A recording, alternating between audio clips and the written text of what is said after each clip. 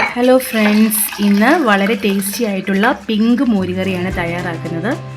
അപ്പോൾ ഈ മോരുകറി എങ്ങനെയാണ് തയ്യാറാക്കുന്നതെന്ന് ഒന്ന് നോക്കി വരാമേ. അപ്പോൾ നമുക്ക് പിങ്ക് മോരുകറി തയ്യാറാക്കാം. അതിനുവേണ്ടി ചൂടായ ചീനച്ചട്ടിയിലേക്ക് 1 ടേബിൾ സ്പൂൺ അളവിൽ വെളിച്ചെണ്ണ ഒഴിച്ചു കൊടുക്കാം. ഇനി ചൂടായ വെളിച്ചെണ്ണയിലേക്ക് നമുക്ക് 1/4 ടീസ്പൂൺ കടുക് ഇട്ട് കൊടുക്കാം. ഇനി ഉലുവയാണ് ചേർത്ത് കൊടുക്കുന്നത്. സ്പൂൺ ഉലുവയും അതോടൊപ്പം തന്നെ 1/4 ടീസ്പൂൺ ജീരകവും ഇട്ട് കൊടുക്കുന്നുണ്ട്. നന്നായിട്ട് ഇതെല്ലാം പൊട്ടി മൂത്ത് കഴിയുമ്പോൾ കുറച്ച് ഇഞ്ചി ചേർത്ത് കൊടുക്കാം. ഒരു ചെറിയ കഷ്ണം ഇഞ്ചി നീളത്തിൽ അരിഞ്ഞതാണ്. ഒരു 3-4 വെളുത്തുള്ളി ചെറുതായിട്ട് അരിഞ്ഞത്,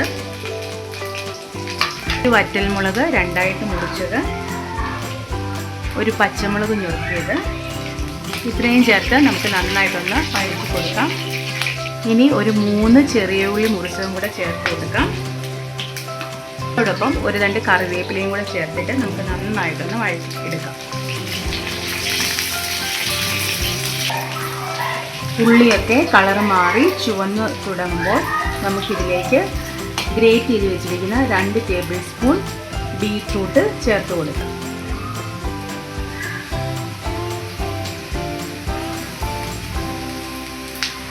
നന്നായിട്ട് ഒന്ന് വഴറ്റി യോജിപ്പിക്കാം.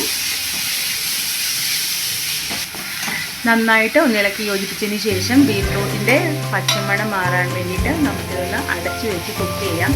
വെള്ളമൊന്നും ഒഴിക്കേണ്ട, ഈ ഓയിലിൻ്റെ ഇതിൽ തന്നെ വെന്ത് കിട്ടിയാൽ മതി. ഒരു 2 മിനിറ്റ് അടച്ചു വെക്കാം. 1-2 മിനിറ്റ് ആയിട്ടുണ്ട്. നമുക്കിത് തുറന്ന് നോക്കാം. ലോ ടു മീഡിയം ഫ്ലെയിമിലാണ് ഞാൻ ഈ ബീറ്റ്റൂട്ട് ഇതെല്ലാം ഒന്ന് വേകാനായിട്ട് വെച്ചത്.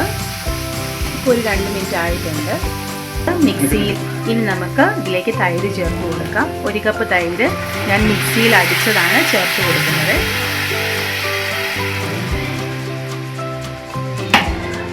തൈര് ചേർത്തതിന് ശേഷം നമുക്കിത് ഒന്ന് ഇളക്കി യോജിപ്പിക്കാം. തൈര് ഒരുപാട് ചൂടായ പിരിഞ്ഞു പോകും. അതുകൊണ്ട് തന്നെ നമുക്ക് ലോ ഫ്ലെയിമിൽ വെച്ച് വേണം ഇളക്കി കൊടുക്കാൻ. ഇത്രയും സമയം നമ്മളിതിലേക്ക് ഉപ്പ് ചേർത്ത് കൊടുത്തിട്ടില്ലായിരുന്നു. ഈ സമയത്ത് നമുക്ക് ഉപ്പ് ചേർത്ത് കൊടുക്കാം.